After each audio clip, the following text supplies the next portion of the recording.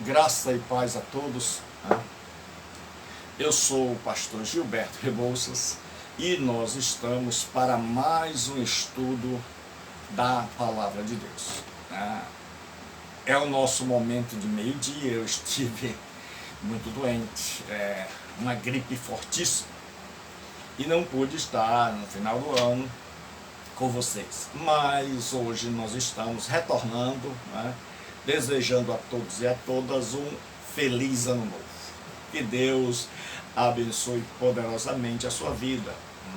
Aqui no Expondo as Escrituras, nós trabalhamos de duas maneiras. Primeiro, procurando a interpretação correta, o que o autor sagrado pensava e objetivava dizer nos dias que ele escreveu, e depois trazer para os nossos dias as lições aprendidas com o texto sagrado. Nós estamos estudando o Evangelho de João, e no Evangelho de João, para ver um pouco d'água, nós vimos que nós temos um prólogo,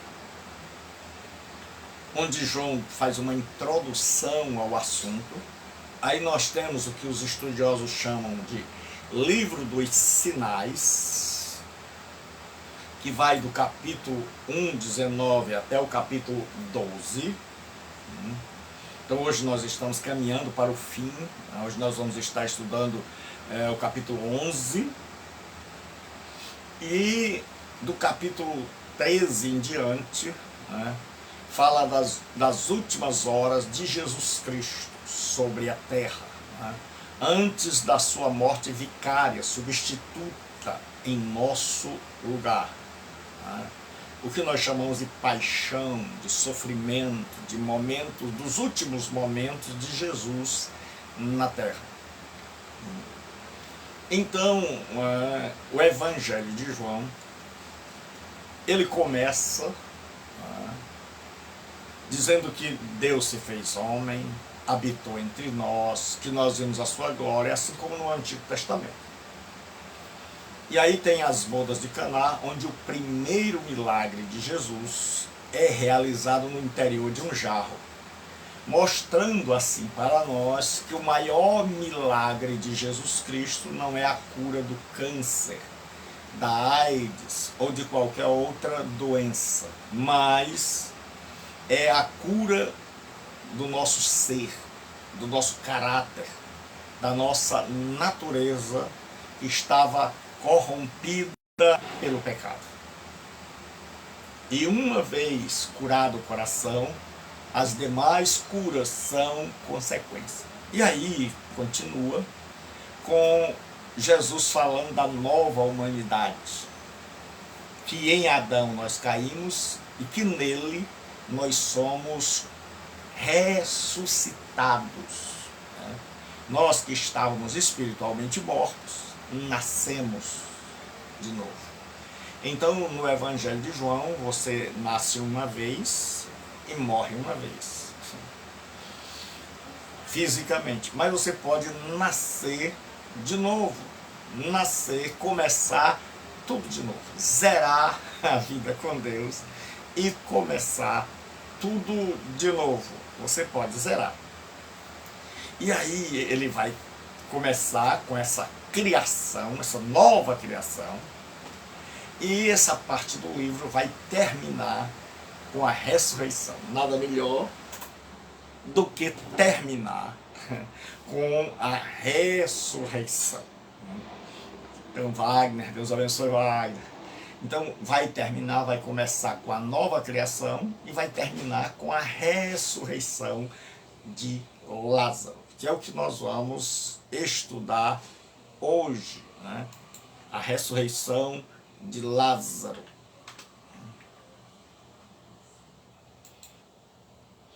Então, como nós dissemos, o Evangelho de João vai falar da verdadeira adoração com a mulher samaritana, vai mostrar como Jesus cura aqueles que estão necessitados, que não foram alcançados pelos líderes que deviam fazer isso. E como Jesus é rejeitado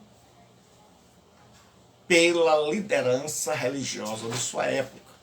Por incrível que pareça, não foram os bandidos que rejeitaram a Jesus, não foram os criminosos, né? Foram os religiosos que rejeitaram a Jesus Cristo. Então, o que acontece é que agora nós temos todo um debate. A partir do capítulo 6, nós temos um debate entre Jesus e as autoridades religiosas. E esse embate, né, teológico, que Jesus vai fazer afirmações, vai fazer com que os judeus cada vez mais se convençam de que ele é um blasfemo, de que ele é um herege e de que ele deve ser extirpado, morto, cortado da sociedade. E Jesus vai continuar fazendo suas afirmações e eles vão continuar com o desejo de matá-lo. Então nós temos na primeira subdivisão, nós temos o que os teólogos chamam de livro dos sinais, do capítulo 1, 19 até o 12. E nesse livro dos sinais nós temos as subdivisões. Jesus e as instituições representadas pelo casamento, que era a outorga da lei, o pacto que tornou Yahvé o esposo de Israel.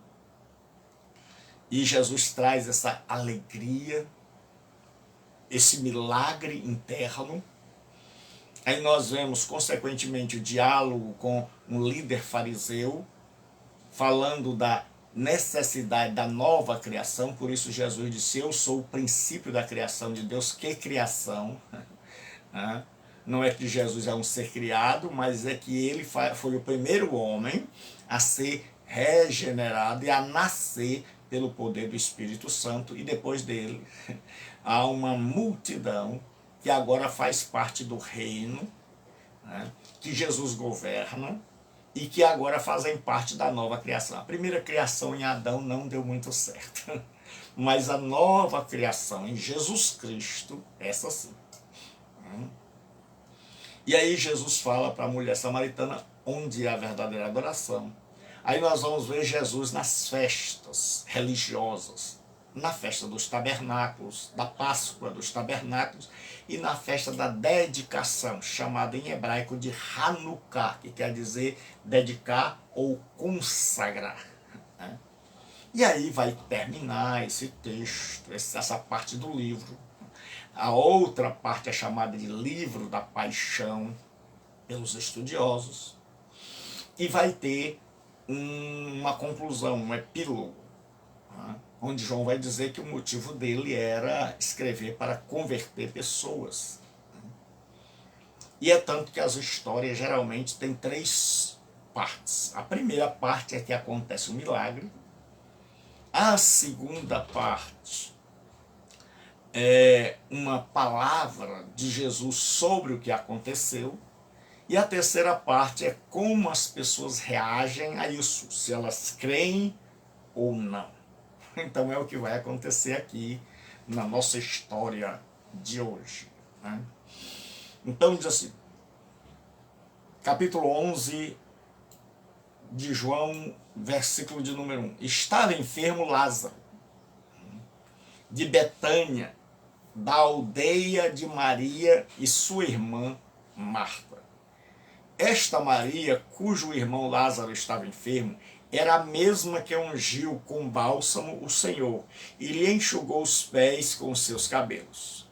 Mandaram, pois, as irmãs de Lázaro dizer a Jesus: Senhor, está enfermo aquele a quem amas. Ao receber a notícia, disse Jesus: esta enfermidade não é para a morte, e sim para a glória de Deus, a fim de que o Filho de Deus seja por ela glorificado. Ora, Jesus amava a Marta e a sua irmã e a Lázaro. Quando, pois, soube que Lázaro estava doente, ainda se demorou 2 dias no lugar onde estava. Depois disse aos seus discípulos: vamos outra vez para a Judéia. Disseram-lhe os discípulos: mestre, ainda agora os judeus procuravam apedrejar-te, e voltas para lá? Respondeu Jesus: não são 12 as horas do dia? Se alguém anda de dia, não tropeça, porque vê a luz deste mundo. Mas se andar de noite, tropeça, porque nele não há luz. Isto dizia, e depois lhes acrescentou: nosso amigo Lázaro adormeceu, mas vou despertá-lo. Disseram-lhe, pois, os discípulos: Senhor, se dorme, está salvo. Jesus, porém falava com respeito à morte de Lázaro, mas eles supunham que estivesse falando do repouso do sono. Então Jesus lhe disse claramente: Lázaro morreu, e por vossa causa me alegro de que lá não estivesse, para que possais crer, mas vamos ter com ele. Então Tomé, chamado Dídimo, disse aos discípulos: vamos também nós para morrermos com ele? Então agora nós vamos começar o estudo sobre o texto de Lázaro. A palavra Lázaro é derivada da palavra hebraica Eleazar, que quer dizer Deus ajudou, Deus socorreu. E Lázaro morava numa aldeia próxima a Jerusalém, Betânia. O nosso estudo é primeiro interpretativo, depois aplicativo. Então, antes do capítulo de número 11, no capítulo 10, Jesus é o bom pastor, ele é a porta das ovelhas, e ele diz: antes que Abraão existisse, eu sou. E aí os judeus tentam matar Jesus, e Jesus se retira. Não é a hora ainda dele dar sua vida no lugar da minha e da sua, e aí ele se retira. E os estudiosos creem que ele foi ou para outra cidade chamada Betânia, bem distante, ou para o outro lado do Jordão, né, onde ficavam as cidades de Decápolis. Ali tinha muito lugar ermo, deserto. Então Jesus estava longe, né, e alguém mandou avisar que Lázaro estava doente. E os judeus queriam matar Jesus. Então Jesus tinha fugido da Judéia. Não estava ali. Estava longe das garras dos líderes judaicos. Mas, quando Jesus soube que Lázaro estava doente, Jesus resolve se arriscar. Jesus resolve voltar para a Judéia. E aí os discípulos temem. Os discípulos dizem: Senhor, ainda agora, há pouco tempo, né, os judeus procuravam tirar-te a vida. E o Senhor agora quer voltar para lá. E aí eles dizem: e nós vamos lá para a gente morrer também? Para a gente... o Senhor vai arriscar a nossa vida? E aí Jesus resolve esperar ainda alguns dias, porque Lázaro ainda não morreu. Lázaro está doente. Se Jesus estivesse lá, tinha curado. Mas Jesus quer agora não curá-lo apenas, mas mostrar o seu poder sobre a morte. Que ele tem poder para ressuscitar. Ele não apenas tem poder, mas ele é a própria ressurreição, a fonte da vida que triunfa sobre a morte. E aí os discípulos ficam com medo, mas Jesus diz: olha, foi por causa de vocês que eu não estava lá. Foi por causa de vocês que eu demorei, porque o objetivo era infundir fé nos discípulos. Era que eles acreditassem que aquele que faz a gente nascer de novo internamente pode nos ressuscitar. É o que a gente chama de escatologia realizada ou inaugurada. Então, escatologia é o estudo do fim. Escatom quer dizer últimas coisas. É uma palavra neutra, que quer dizer últimas, mas tudo que é neutro é coisa. Então, últimas coisas. E logos é um estudo, um tratado, um discurso. Então, o grande problema é que muita gente, ao estudar sobre escatologia, imagina apenas uma escatologia de fim de mundo. Imagina apenas uma escatologia ponto final. E não entendeu ainda que existe uma escatologia realizada ou inaugurada. O que significa isso, pastor Gilberto? Significa que com a vinda de Jesus começa a era escatológica. Ou seja, começa o tempo do fim. Então, com a vinda de Jesus, o fim começa. E aí que muita gente não entende. É que o fim não vai ser lá no ponto final, mas o fim já começou. E Jesus está mostrando o desenrolar desse fim, que pessoas estão nascendo de novo, que pessoas estão ressuscitando, que as pessoas estão compreendendo o Evangelho, que os pecadores estão sendo salvos, e que tudo isso caminha para um desfecho, um ponto final, que é o que a gente chama de escatologia realizada, onde não apenas um vai ressuscitar, mas todos hão de ressuscitar. Então, quando Lázaro é ressuscitado, isso é o que a gente chama de escatologia realizada, inaugurada. Quer dizer, a ressurreição já começou. Só que essa é uma ressurreição, Messias. Essa é uma ressurreição interna, que acontece dentro de nós. Mas a ressurreição já começou, sendo ela interna. E ela vai continuar. E essa ressurreição vai culminar, essa ressurreição que começa agora, que começou lá quando Jesus fala para Nicodemos, é necessário nascer de novo. Como Paulo diz, que Deus nos deu vida estando nós mortos em delitos e pecados. Então agora nós ressuscitamos espiritualmente. Isso é escatologia realizada. Então significa que o escatom já começou.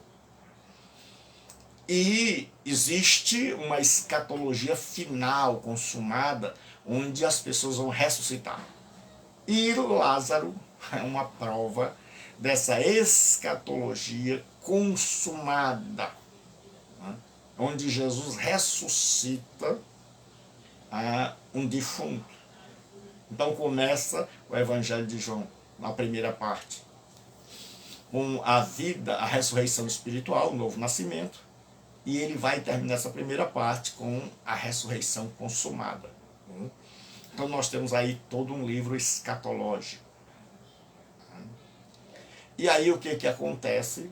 Jesus vai para a cidade de Betânia, que ficava a 3 quilômetros de Jerusalém, então ele está se expondo demais agora, porque Lázaro está morto.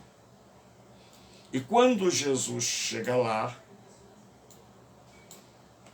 Jesus diz assim, não são 12 as horas do dia, se alguém andar de dia não tropeça, porque vê a luz deste mundo.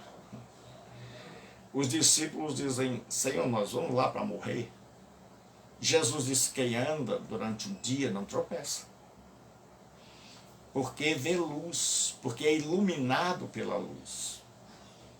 Ele diz, mas quem anda de noite tropeça, porque nele não há luz. Então, esse nele refere-se a mundo. Então, Jesus diz assim, não são 12 as horas do dia, porque o judeu contava de 6 às 7 a primeira, de 7 às 8 a segunda, de 8 às 9 a terceira, por aí vai. Até às 6 da tarde. Então, tinha um período de 12 horas do dia e 12 horas da noite, que eram divididos em 3 vigílias.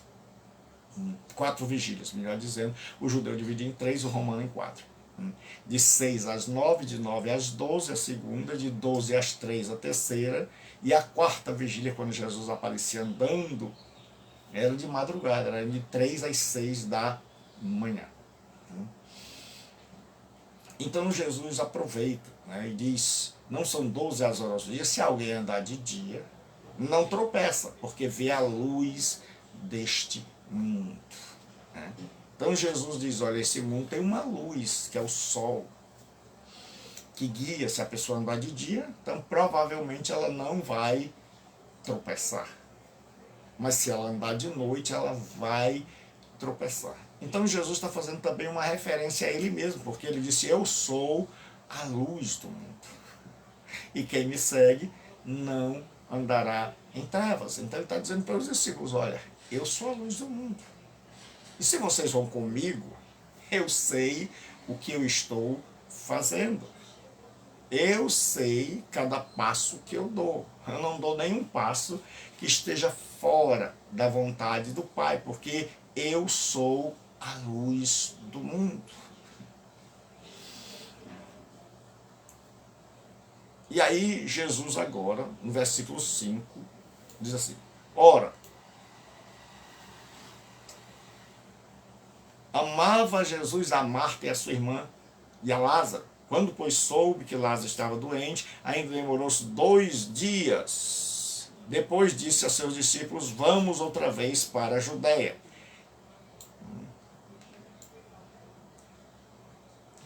E aí disse assim, isto dizia eles, e acrescentou, nosso amigo Lázaro adormeceu, morreu, mas vou despertá-lo do sono. Então Jesus chama para voltarem à Judéia. E aí Jesus chega, encontrou Lázaro já sepultado, havia 4 dias. Por que Jesus demorou 4 dias? Havia uma crença entre os judeus que quando uma pessoa morria, porque muita gente não percebeu ainda que a Bíblia foi escrita dentro de uma cultura, dentro de um contexto. Ela não foi escrita no vácuo, mas ela foi escrita dentro de um contexto, onde as pessoas tinham suas crenças, e nem sempre essas crenças estavam corretas. Mas a Bíblia está cheia de expressões das crenças judaicas. E esta é uma delas. Então eles acreditavam que durante 3 dias o espírito ainda estava ali junto ao corpo, ou nas proximidades, tentando voltar. Mas quando via que o corpo estava se decompondo, então se ausentava de perto do corpo. Então era ensinado, né, que nessa crença que o espírito não ia embora direto para a presença de Deus após a morte. Assim que morreu, não, ele ficava por ali 3 dias. É tanto que você vai ver lá em Eliseu, em Elias, em Paulo, né, eles orando, deitando sobre o menino. A Bíblia diz, você vai pegar um texto esquisito em Elias, é que o menino está morto e Elias desce e sai andando pela casa, né? E depois ele deita sobre o menino e ele ora e o menino volta, porque naquela época a crença é que o espírito ainda estava por ali. Então até 3 dias, depois de 3 dias mais não. Aí a Bíblia faz questão de dizer que Jesus, quando chegou, já tinha 4 dias. Por isso Jesus demorou, para que as pessoas tivessem a certeza de que Lázaro estava morto. De que Lázaro estava morto. Que as crenças judaicas atestassem, realmente, esse aí não tem mais jeito. Esse aí morreu mesmo. Após o 4º dia, a pessoa era declarada realmente morta e que ninguém podia fazer mais nada por ele. E aí Jesus chega lá no quarto dia, quando todo mundo imagina agora é tarde, agora não dá mais, agora não tem mais jeito. Ora, Betânia estava a cerca de 15 estádios perto de Jerusalém, aproximadamente 4 quilômetros. Muitos dentre os judeus tinham vindo ter com Marta e Maria para consolar a respeito de seu irmão.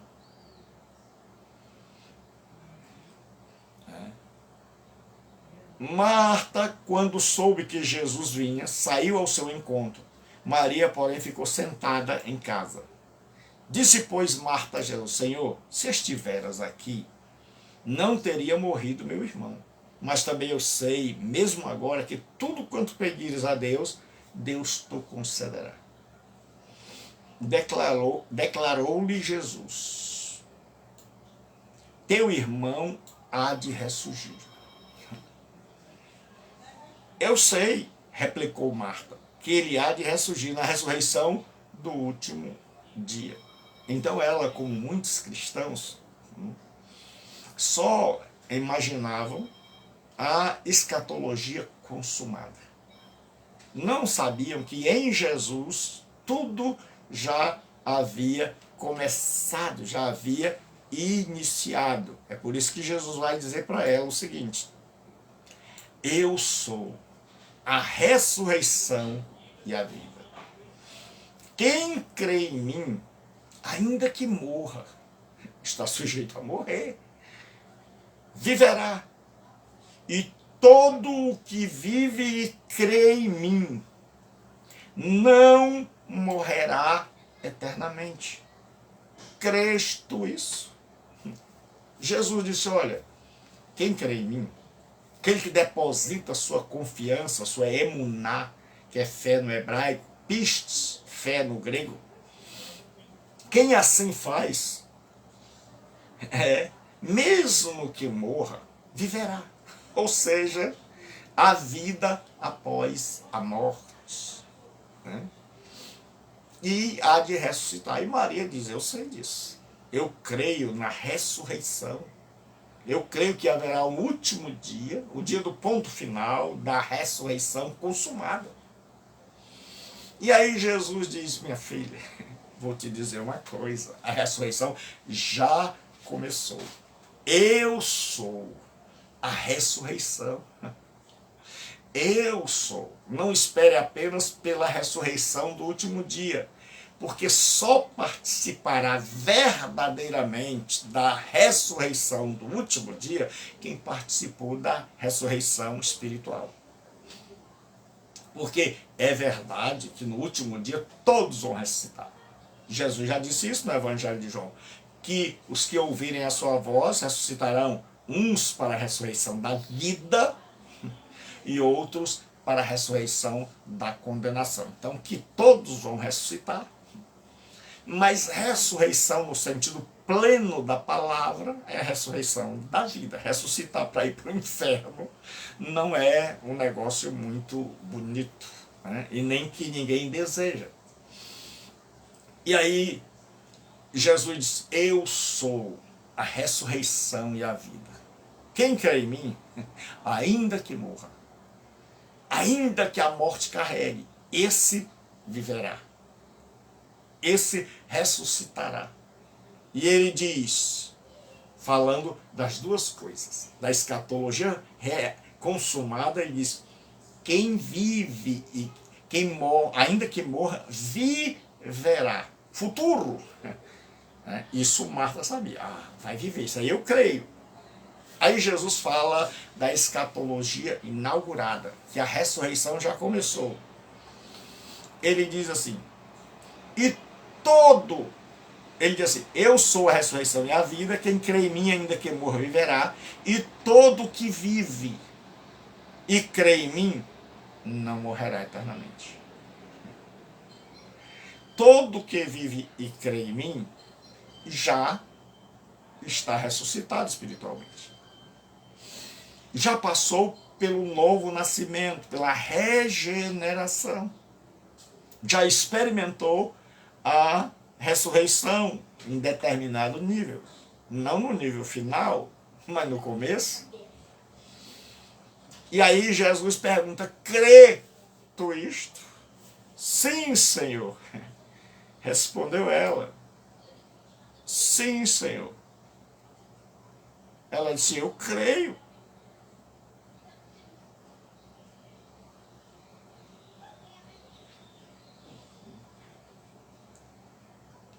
E aí Jesus continua e diz assim,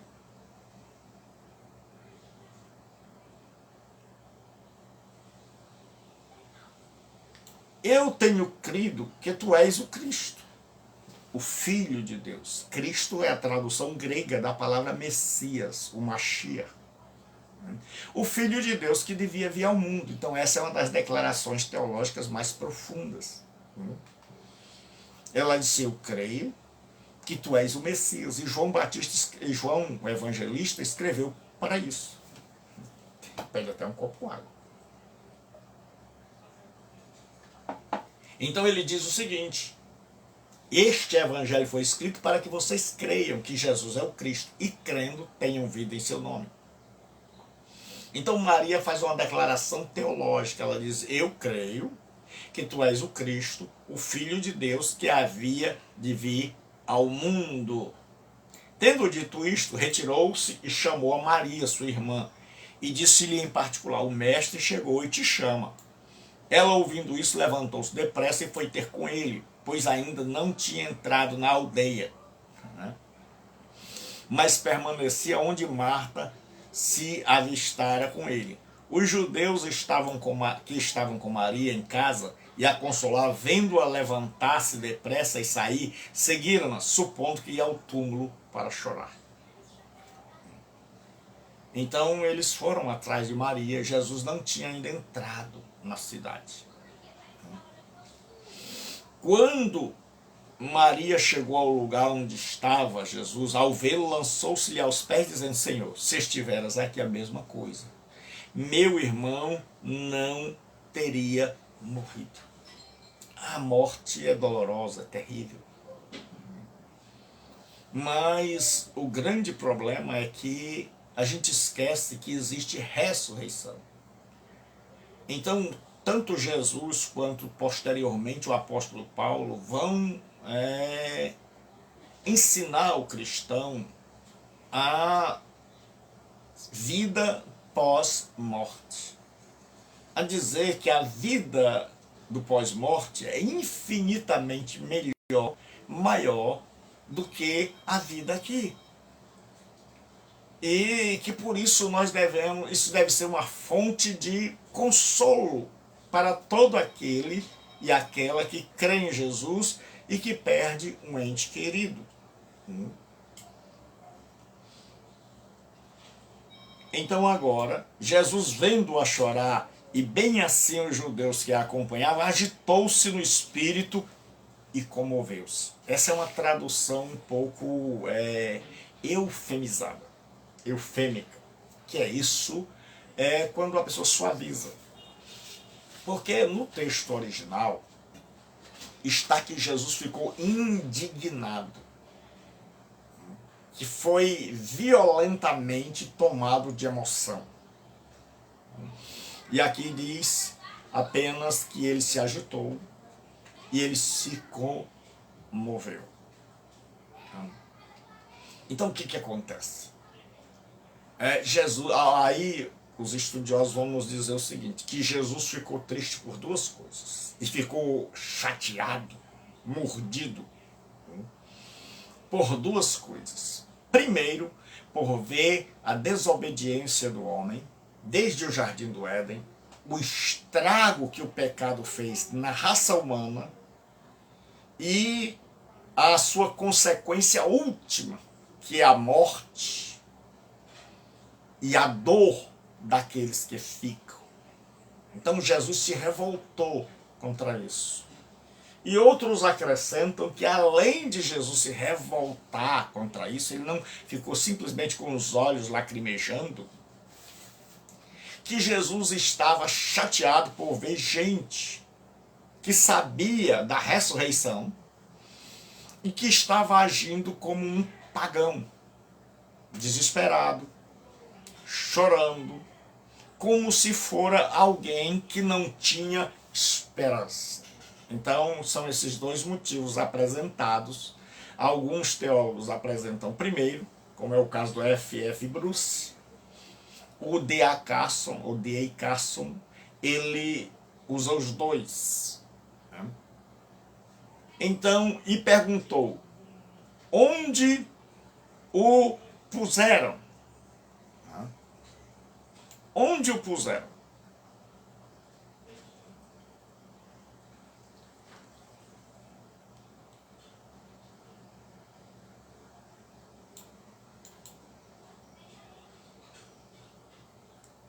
Só eu terminar.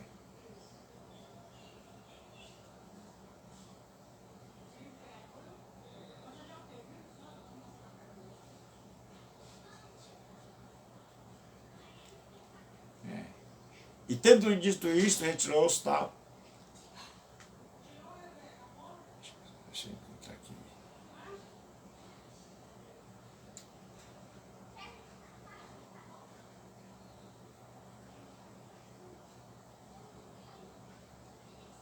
E perguntou, onde os sepultastes? Eles lhe responderam, Senhor, vem e vê. Jesus chorou.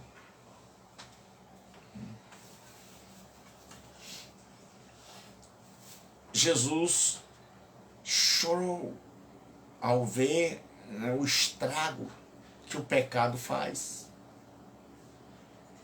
Ao ver as pessoas ali, então era muito comum você chegar em um lugar.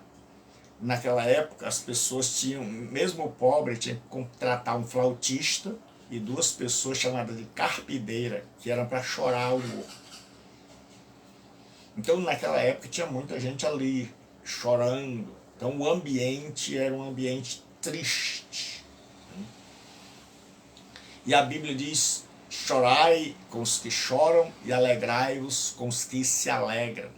Então, mesmo Jesus sabendo que iria ressuscitá-lo, Jesus se solidariza com a família. Tem gente que chega em lugar onde as pessoas estão sofrendo e ele não se solidariza com a dor do outro. Ele não é um ombro amigo. Pelo contrário, ele sai disparando coisas que não deveria dizer. Então disseram aos judeus, vede como o amava, mas alguns objetaram, não poderia ele ressuscitar esse, já que ele abriu os olhos dos cegos?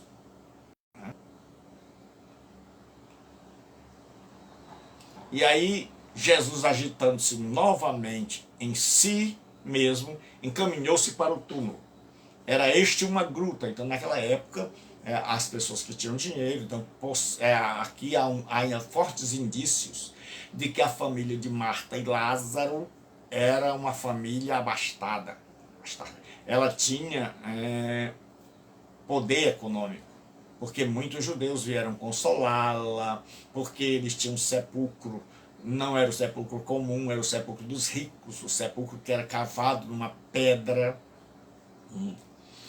Então cavava-se uma pedra numa montanha, e aí colocava-se uma pedra redonda de mais ou menos 1,5 toneladas, né, para fechar. Então havia todo um processo de embalsamamento, de especiarias para que diminuísse o fedor da decomposição.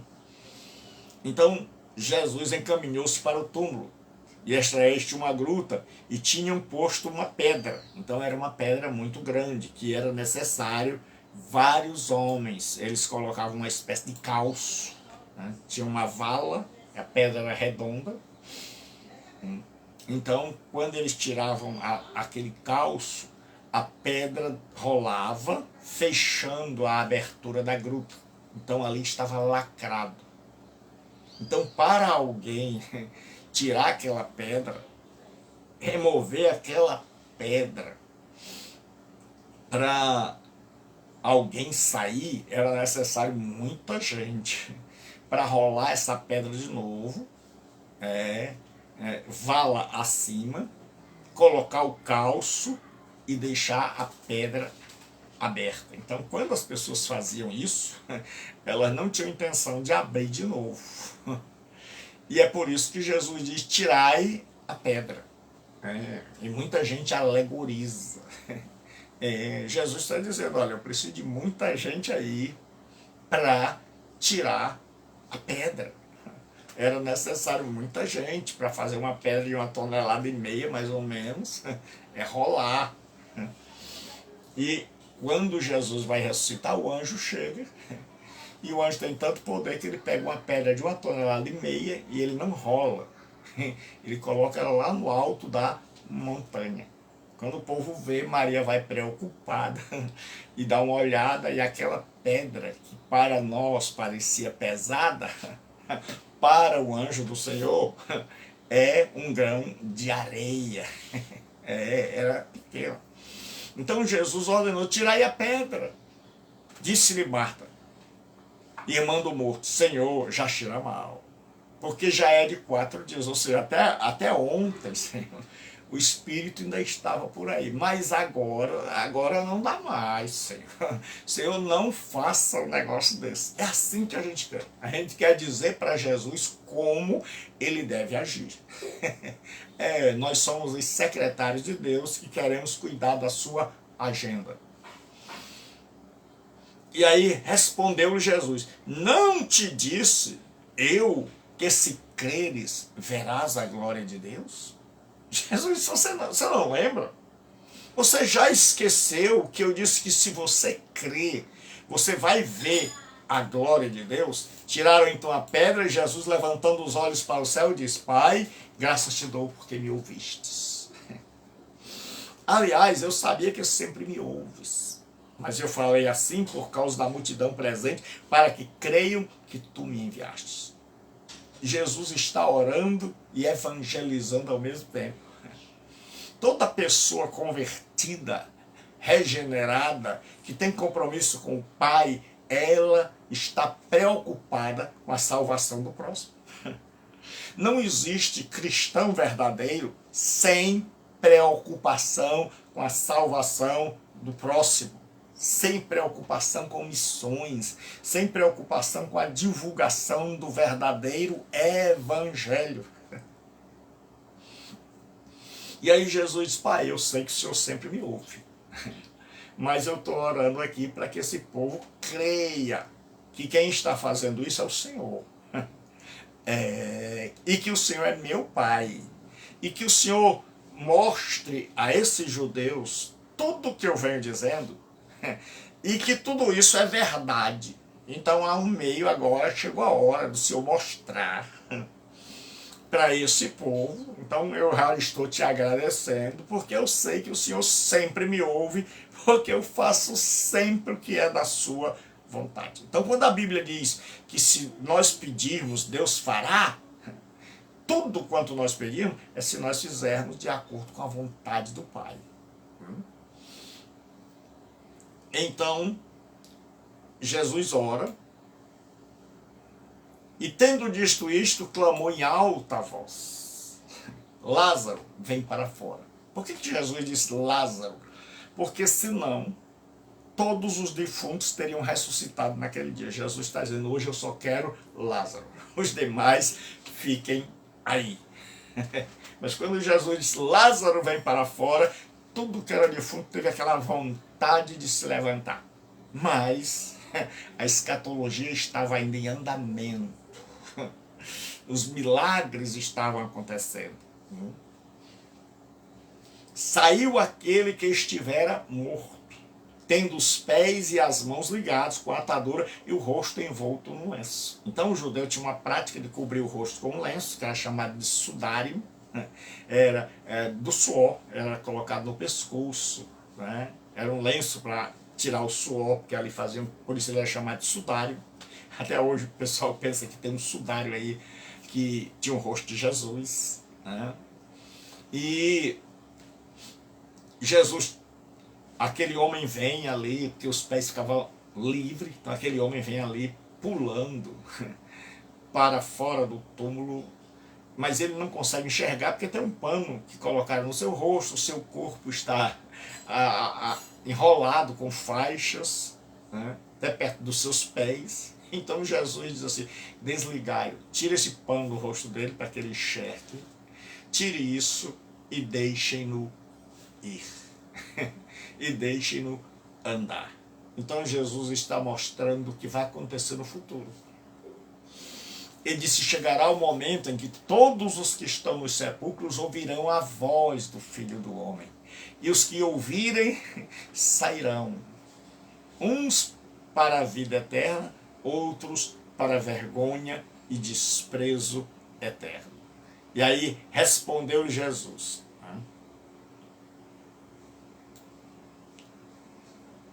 Então vamos concluir.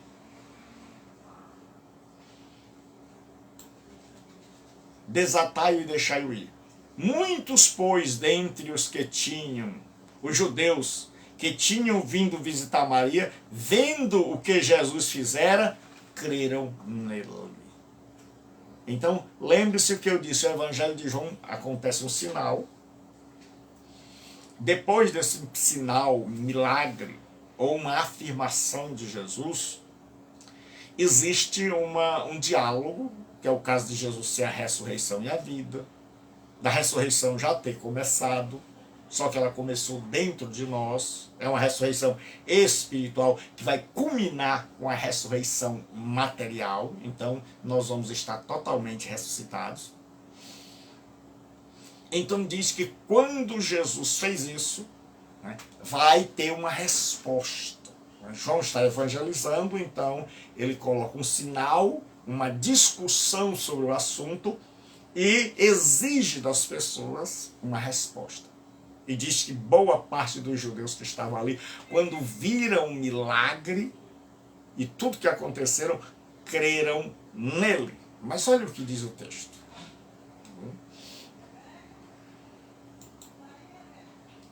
Outros, porém, foram ter com os fariseus e lhe contaram dos feitos que Jesus realizara. Então os principais sacerdotes e os fariseus convocaram o Sinédrio, que era a Suprema Corte, né? E disseram: que estamos fazendo, uma vez que este homem opera muitos sinais? Se o deixarmos assim, todos crerão nele. Depois virão os romanos e tomarão não só o nosso lugar, porque os sacerdotes tinham um lugar, né, que os romanos tinham dado, então eles estavam preocupados com o seu lugar, mas a nossa própria nação. E aí Caifás, porém, um dentre eles, sumo sacerdote, naquele ano, advertiu-os dizendo: vós nada sabeis, não considerais, vós, que convém que morra um homem pelo povo e que não venha a perecer toda a nação? Ele sem querer está profetizando que Jesus vai morrer no nosso lugar. Mas ele está deliberando assim, ele está sugerindo: vamos matá-lo. Se é de os romanos invadirem aqui, o povo crê que ele é o Messias, declarar a independência e os romanos virem aqui e destruírem a todos nós, e principalmente tomar o nosso lugar, nosso dinheiro, a nossa posição, nosso prestígio, então vamos acabar com esse moço, vamos matar esse moço. E aí a gente mata, e aí dos males o menor. É melhor que um morra do que morra toda a nação. Então você vê que a reação foi de duas formas. Uns creram e os outros disseram: vamos matá-lo. E agora é comigo e com você. Qual é a resposta que nós vamos dar? Jesus exige uma resposta, e o escritor desse evangelho exige. Ele diz: olha, Jesus deixou Lázaro morrer para manifestar a glória do Pai, para ressuscitá-lo e mostrar que ele tem poder de ressuscitar não só espiritualmente, mas ressuscitar literalmente. E ele é a ressurreição e a vida. Quem nele crê, mesmo que morra, um dia vai ressuscitar, não ficará na tumba para sempre. Quem nele crê tem a vida eterna e jamais morrerá eternamente.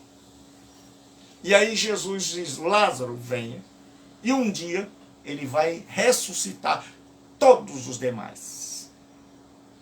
Só que uns vão para a vida eterna e outros para a morte eterna. Então todos os homens viverão eternamente.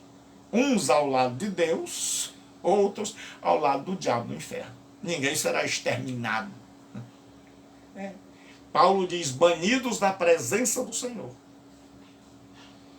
Jesus diz, uns que estão à direita, vinde benditos de meu Pai, recebei por herança. E outros ele diz, apartai-vos de mim, malditos, para o fogo eterno, preparado para o diabo e seus anjos. De que lado você estará? Você que me ouve por qualquer plataforma social, por qualquer rede social, de que lado você estará? Do lado daqueles que vão ressuscitar para a vida eterna, ou do lado daqueles que vão ressuscitar para serem lançados no inferno? Você agora tem a escolha.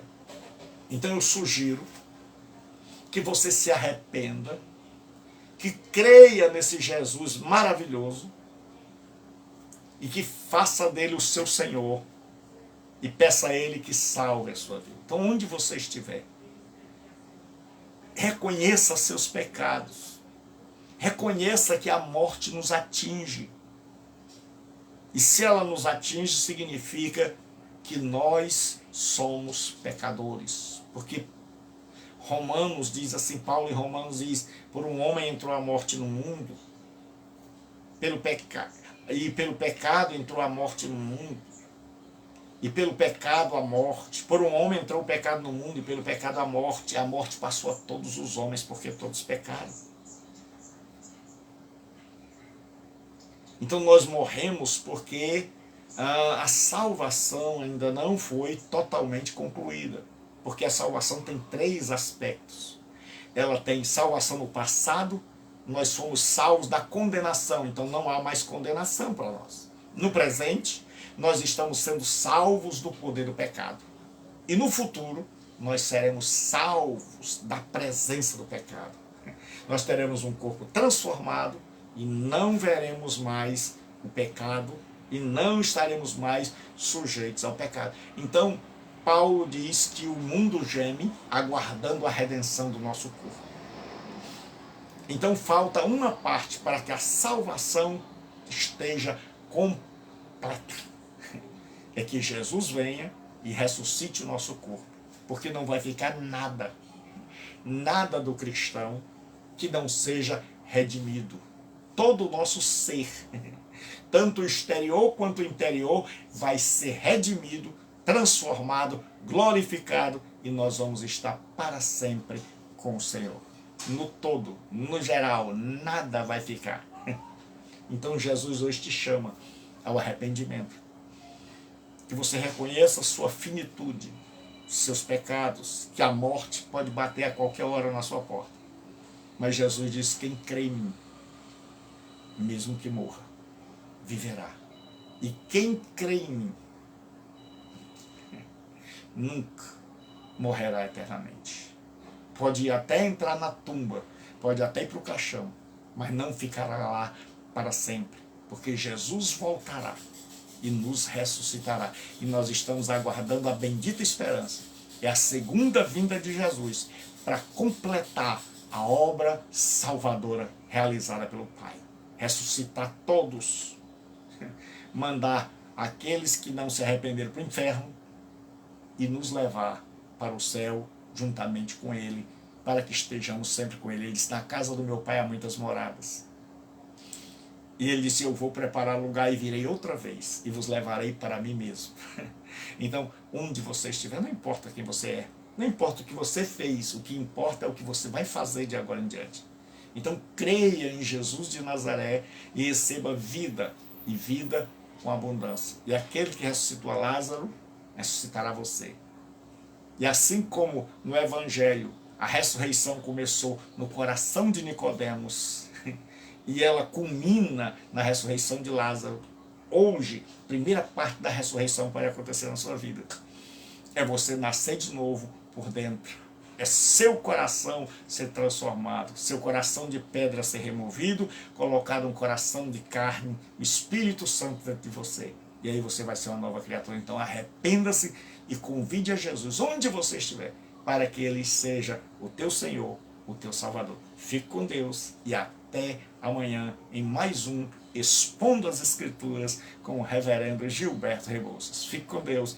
E se você ainda não é inscrito no meu canal no YouTube, lá tem mais de 500 sermões. Todos esses sermões que você ouve, eles são postados lá no meu canal no YouTube. Então você digita no YouTube Gilberto Rebouças, eu vou estar sem óculos, né? Gilberto Rebouças, e aí vai ter lá em vermelho assim que você digita vai aparecer Gilberto Rebouças, aí você clica inscrever-se, tem vermelho aí, pronto, vai deixar de ser vermelho, aí vai aparecer aqui para mim mais um inscrito, e quando a gente tem mais de 1000 inscritos, aí a gente já faz direto pelo YouTube, e quanto mais as pessoas dão like, que é apertar naquela mãozinha, então quando você clica ali que gostou, então quanto mais likes, mais divulgação tem. Então me ajude a levar a mensagem de Deus. Me ajude a levar a mensagem do Senhor Jesus. Então quando lá tem aquela mãozinha, quando você clica no like, primeira coisa que você deve fazer é inscrever-se. Tem lá vermelho assim, inscrever-se. Só você clicar, é só isso. Você clica, já está inscrito.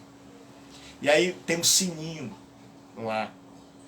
Quando você clica naquele sininho, na hora que eu posto uma mensagem nova, você é avisado.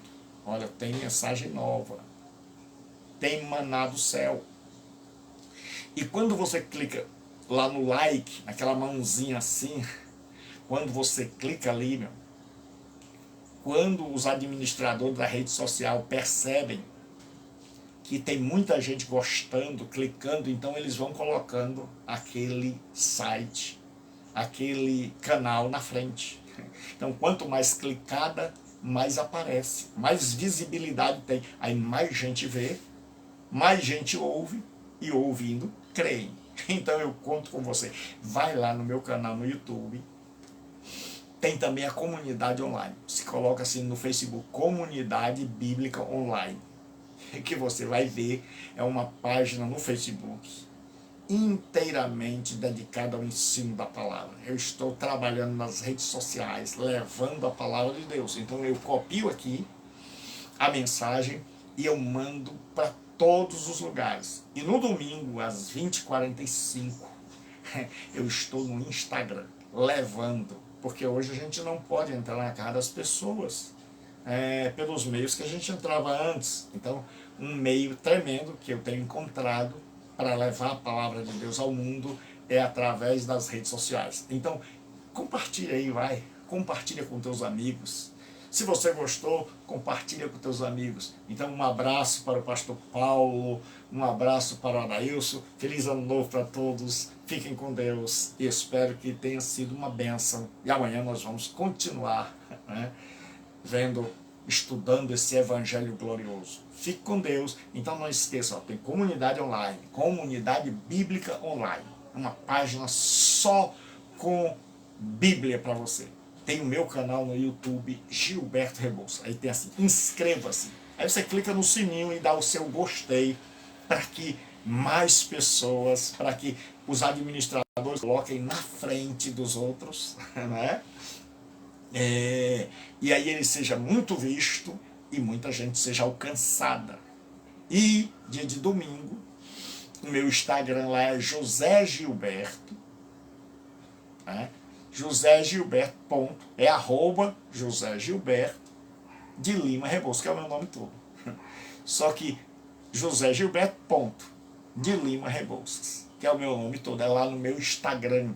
Aí você pode me seguir lá no Instagram e você vai ver todo domingo, né? Às vezes eu estou pregando numa igreja fora, então eu chego mais tarde, mas eu já venho da igreja direto para anunciar o evangelho.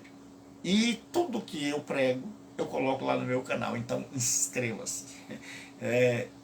O pastor Paulo me disse que vai colocar lá no grupo da igreja. Então Deus abençoe a todos. Fiquem com Deus, em nome de Jesus.